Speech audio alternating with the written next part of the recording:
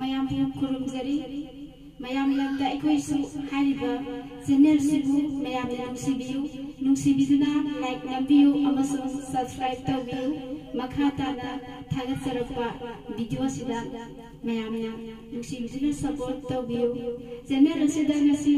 isaya batang kudol tamjage soi khilangi bayaw su ngangpiu hizna tamjabana sade mayam gi ngakang awaba pathamina se isai hojaraglage isai se ai sahi batang sigati yam chana darba isai se tubu ngakang ke haidom no khangre sakjaraglage jing yang gi leiko gi leira ai gum na koi su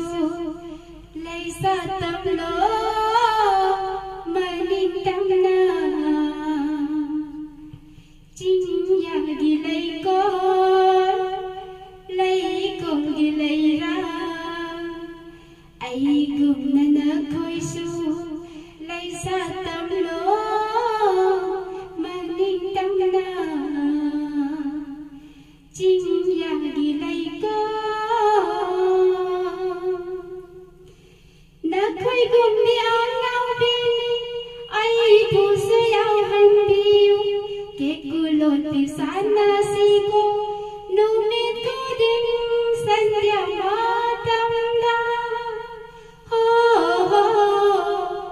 na khoi gum đi ao ngao bi ai thu se ao han biu ke ku lo ti sana si ko nu me ko ding san ya ma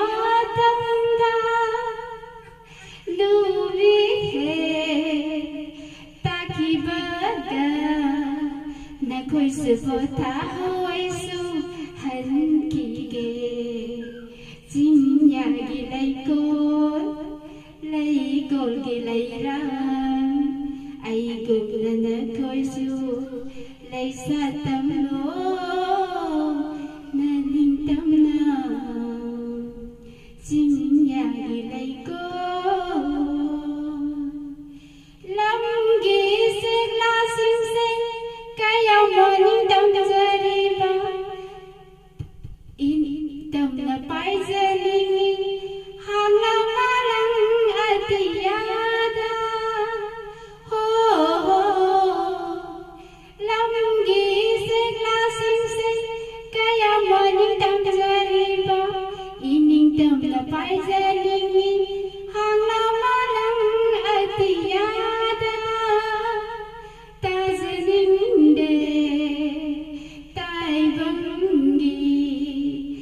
nam beke agi siro